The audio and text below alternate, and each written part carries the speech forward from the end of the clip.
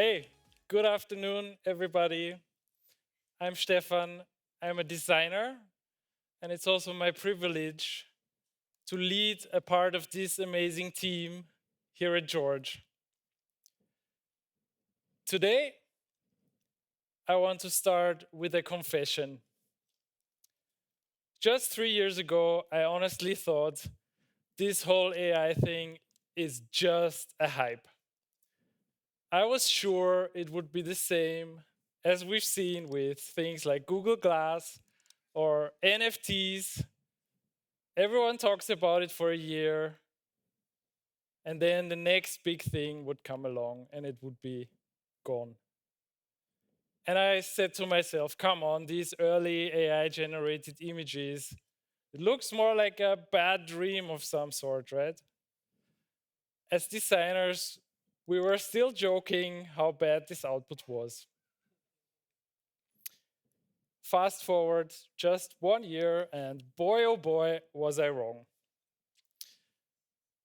This initial apprehension of mine very quickly turned into doubts. A ton of questions popped into my head. Is this AI thing ready for bank level reliability and accuracy that we need? Will it just start to invent random crap? Are we just going to give up control to these models? What does this mean for the way we design user interfaces and how we work in general?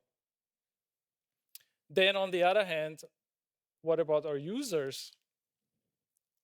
Will they trust the output of AI? Will they even want to engage with it? Is this all a fad or is this really the future? These are some deep questions, right? Which I will try to unwrap with you here today. But before that, you might have a different question. Who actually is this George? George is the digital financial companion of Erste, serving 11 million people across Central and Eastern Europe. The mission of George from the very beginning has been to uncomplicate money for people like you and I. And now he also does that for businesses and for our youngsters. George has also evolved from more passively showing you your balances and your spending to actually having an opinion about your financial situation and more actively giving you insights and advice. And now we're enhancing this skill even more with AI, making him more intelligent and relevant with the introduction of Hey George, our AI based assistant who is specially trained to help with your finance questions. Right, that's the fluffy bit done. Back to the real talk. So, we firmly established by now that AI is much more than a hype, and not least due to the rise of large language models. And I wanted to really understand this thing, and I did some reading, and I really like this definition. Basically, what AI models do is string sentences together using statistics. They're just guessing the next word based on huge, huge amounts of data. I was still skeptical. There is no real intelligence here, right? And we've all seen this go wrong. Like AI recommending to glue your cheese to the pizza, because, and that's where the statistics come in, of a 13-year-old Reddit post by a guy literally and very ironically called Fucksmith. Or AI really keeping to fail at doing basic math. Or doing math when not even asked to do so. What could possibly go wrong in a banking context where these numbers really need to be correct? Otherwise, the trust will be out the window immediately. It was about this time of year in 2023, at the beginning of my journey of designing Hey George, with this premise of giving better digital advice just by offering this super simple input field. Bitterly mentioned this ask me anything, right? And honestly, it felt very overwhelming because giving users the option to ask anything also means that the possibility of outcome is basically endless. And I asked myself, where do you start designing for this vast empty playing field? So I did what we always do as designers, right? We dig into the research. And as part of a larger exploratory study, which we did in early 2024, we also did a survey where we simply asked our customers, if George was an AI, what would you ask? And we found that out of all the possible scenarios and questions users might have, really the vast majority, over 2/3, was around cost analysis. And obviously, this became a big area of focus for us. So let's start with one very simple question around cost. How much did I spend last weekend? Seems super straightforward, right? It's not that simple. What even is a weekend? Is it Saturday, Sunday, midnight to midnight? Or do we already include this Friday evening cinema in the weekend spending? What about this card transaction that you did on a Saturday, but then it only gets booked next Monday? Should that be included in weekend? Of course, it should, yes. Our users don't care how we process payments as a 200-year-old bank. And this is really a challenge that we would face over and over again. The fact that language is very imprecise, but IT systems need super precise instructions. Just as we saw with this little tiny word weekend, where it needs to be exactly defined from when to when, what to include or not. Okay, let's see the first implementation of this. Initially, our chat responses were slow. So in order to make the reply seem quicker, our team implemented this response where we basically repeat back to you what we understood.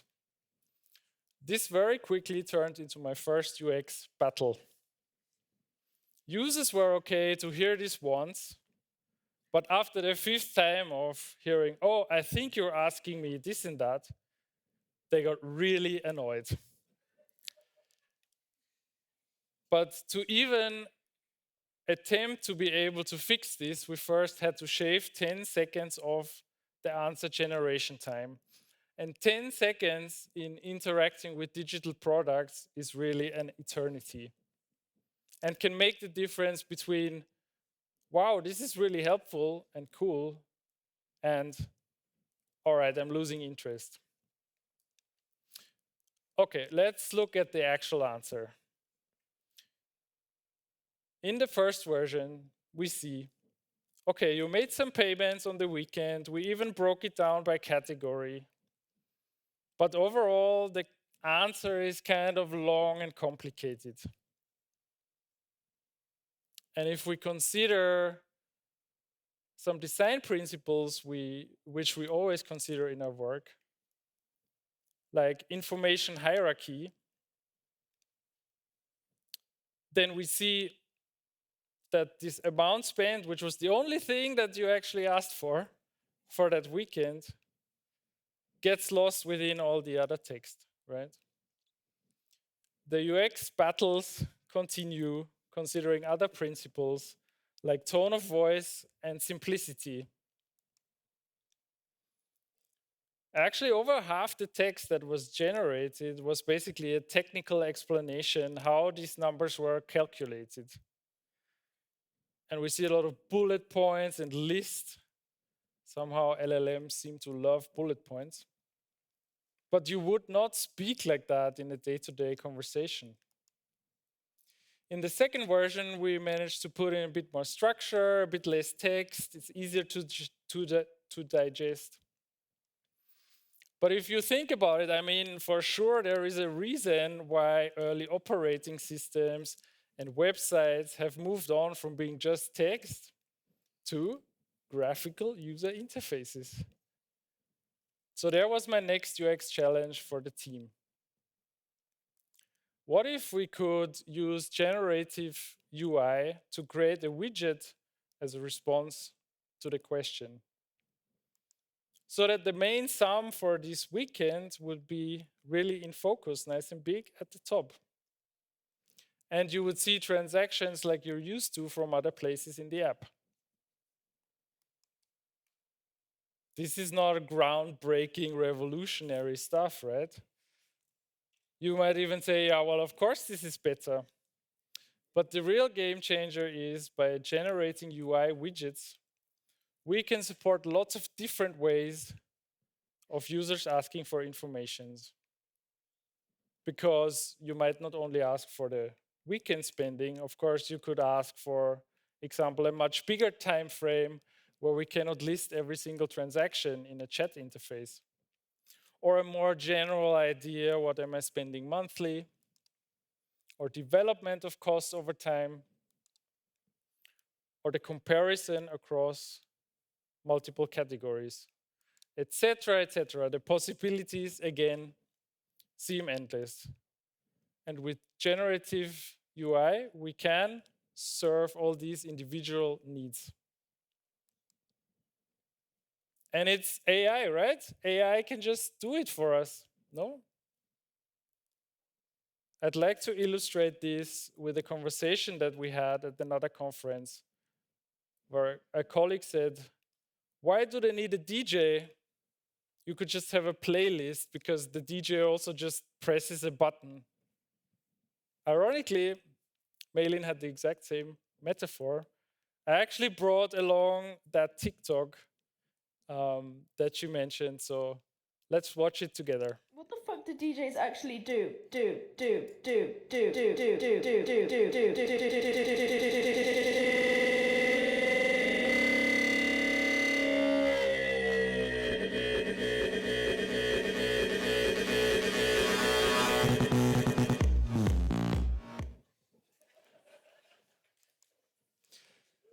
So, like we often have this misconception about DJs who, instead of just pressing a button, are crafting the perfect transition between songs.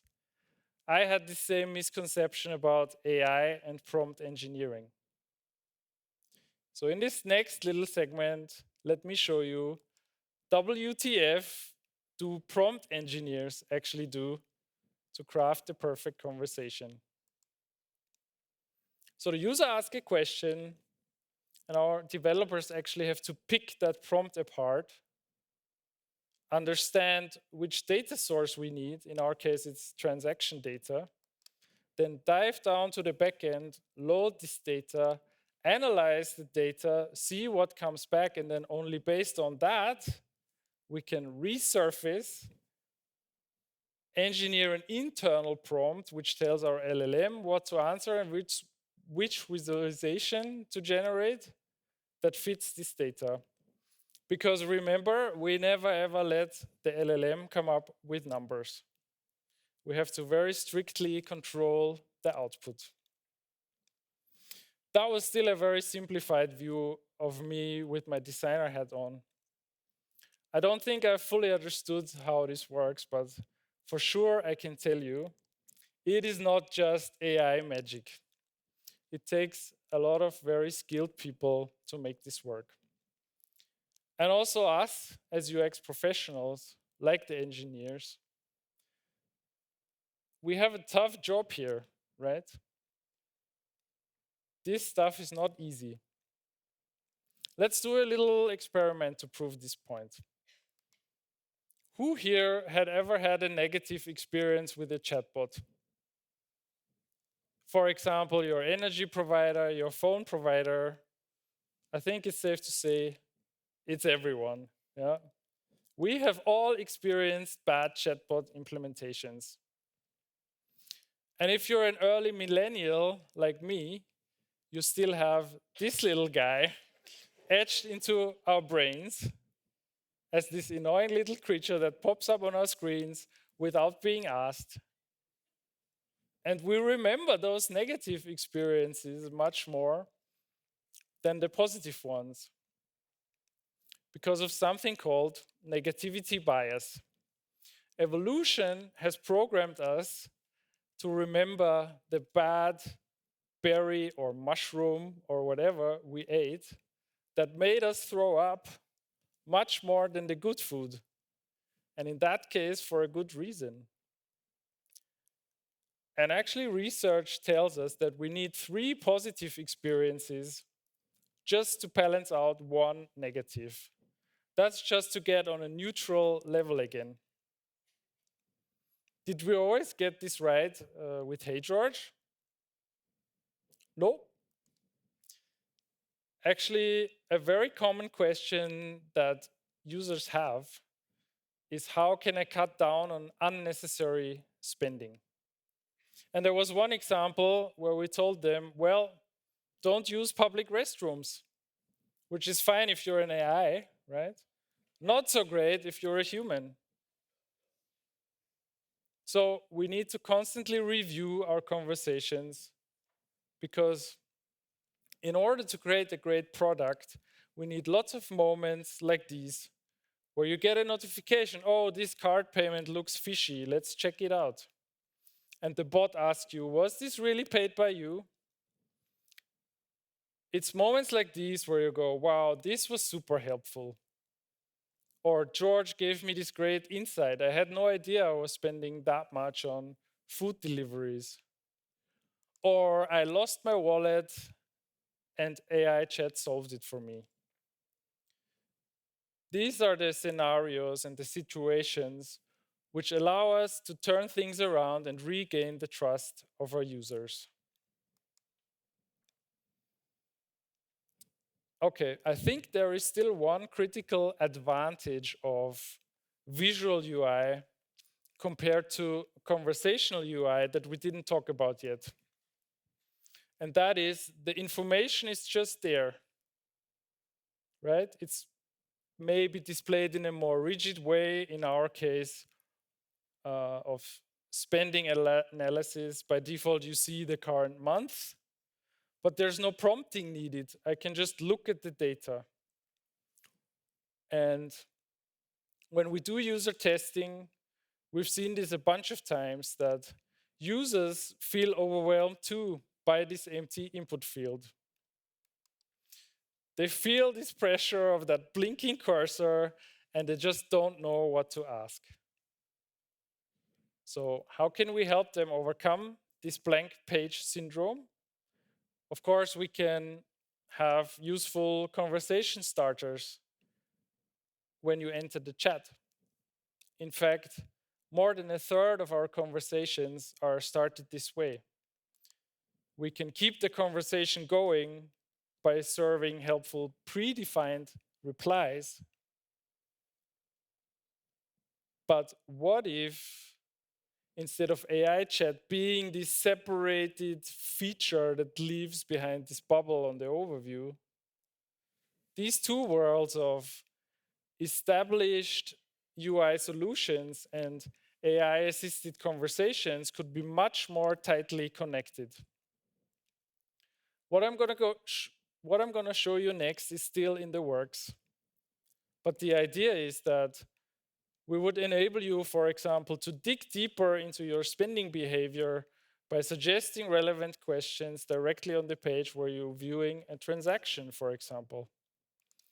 or when we educate you about your spending and saving in the monthly wrap. We give you bite-sized conversation starters directly there so you can jump into a conversation and learn more. Or even better, we use those new capabilities to generate insights directly in context without the need to even start a conversation. As I said, we're very much at the beginning of this journey. But for today, let me leave you with 3 things to remember. Number 1, the fight for good design principles such as information hierarchy, simplicity, user focus, and bringing clarity to users is exactly the same in conversational AI as it is for all user interfaces. Number 2, as designers, let's help demystify AI by joining the conversation with business and tech. Use it as a tool in our toolkit, not some sort of magic wand that we hope will solve our problems. And number 3, and this was actually the theme of our very first UX conference 3 years ago, make it human. And I don't mean give the AI human traits, that's the word. And it struck me that this field of human computer interaction has been around for over 40 years. And what you notice is the human comes first. So, in this era of AI, let's keep building systems which put the human, the user, at the center. So that 3 years from now, we will be able to say AI enabled us to spend more energy and time on asking the right questions and focus on the quality of human interactions.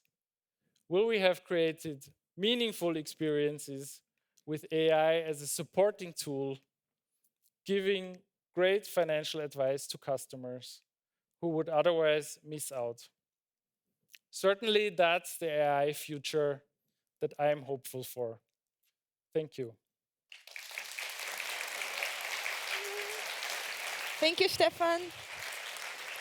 Oh, that's very beautiful ending, very inspiring. Yeah, we've got lots of questions. So we'll start from remote, as usual. And that's what I like, actually. What changes do you expect in user behaviors after introducing Hey George?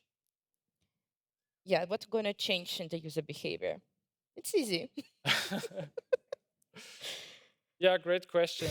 For example, what we see happening ever so often is that you need a function that you don't use very often, and you just forgot where it was located in the menu.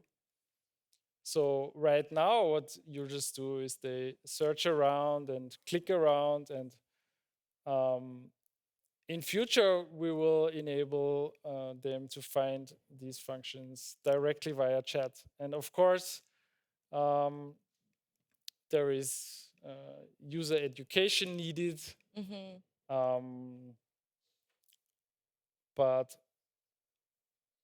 I think just one example, right? Instead of going through lots of menus, we can offer some shortcuts with Hey George, and they will find it directly. Thank you. Thank you, Stefan. Do we have any questions in the audience? Because we have lots of online. Anyone here? Anyone? Any hands? Ah, yeah, I see here in the middle. Can we bring, please, Mike here? Thank you. Hi, thank you for a great presentation. One question here.